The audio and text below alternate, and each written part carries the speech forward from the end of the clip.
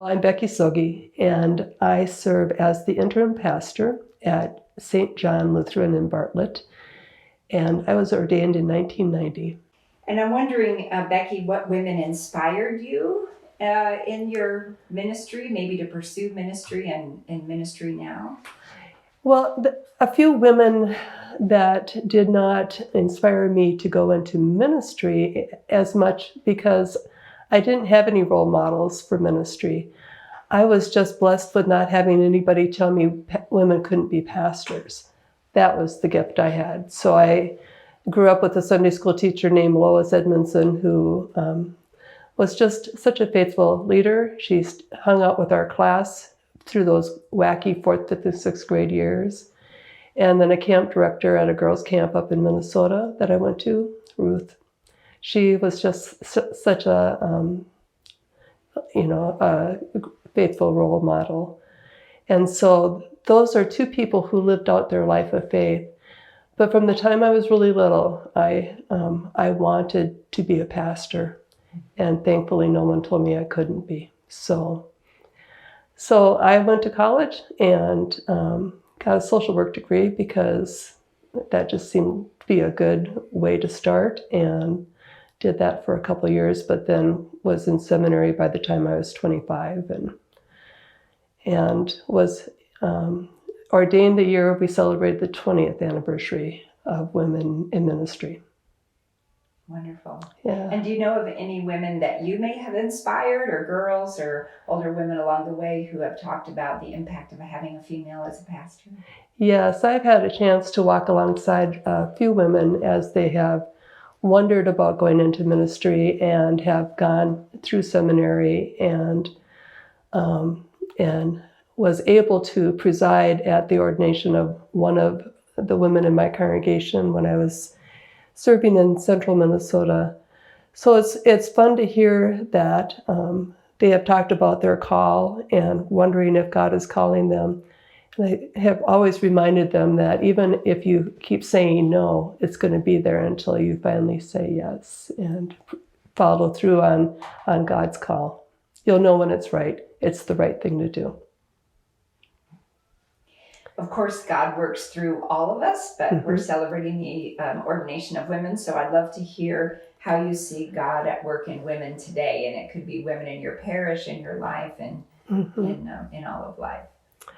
Well, I am always thrilled to listen to women who are articulating their faith and through their writing and through their ministry. It's been fun to be here in Texas and part of the election in southwestern Texas Synod when we elected Sue Briner as the first female bishop in Texas. And so I've had a chance to know her. But also I like what I hear coming out of Chicago with Bishop Eaton.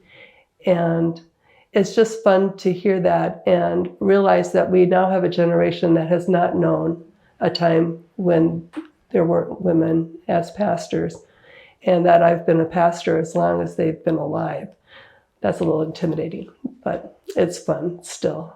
So I love mentoring and being in conversation with some of my younger colleagues and have a chance to listen to their stories in ministry and admire their courage, because those early years in ministry, it was more of a big deal that I was a woman at a conference versus, a chance to be part of a larger group of women at a conference. So that's been the inspiring part. And then getting to know people and being part of their family and the joys and sorrows of life. So, yeah. As we look back on 50 years of ordaining women, it's fun to look into the future and see what role do you see women playing in the future of the church? Well, I think, to continue to inspire leaders and to inspire a faithfulness to always listening to God's call and renewing and renewal and change. I love redevelopment work and transitional ministry.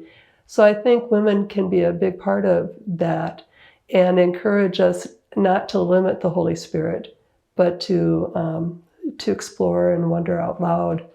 And I think women are a little bit more willing to do that than some of my male colleagues. And so we can, without as much of a concern for being accepted or dismissed, we can continue to challenge the old stories and look for the new ones and what God is calling us to do in our congregations and in our conferences, because the world's changing around us and we need to be part of that. So I see women as, our journey has been bumpy and we understand what that means, but we also know that God is faithful. For someone who was considering ministry today, what advice would you give them? Go for it. Just go for it.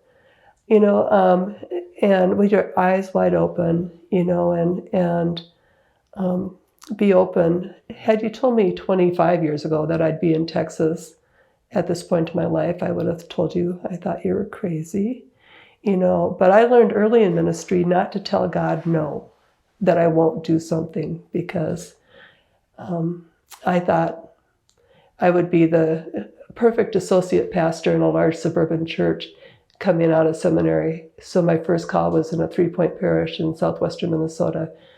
And so every time I've told God what I think I should be doing next is exactly what I wasn't doing. And so just to be open and wonder out loud and not be too terribly surprised or scared, but to keep asking questions. So. And what gives you hope? What gives you hope for the church today and for the church in the future? Oh, I think it's seeing the faces of the kids in church on Sunday, my confirmation class, who absolutely love to come.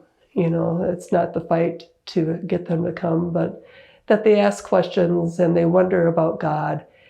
And that's my hope, is that, that we continue to walk along all ages and inspire them and ask them and wonder with them, that we don't have to have the answers, but that we are welcome to, we welcome the wondering, that it's okay to ask questions. Wonderful. Thank you so much. Oh, sure.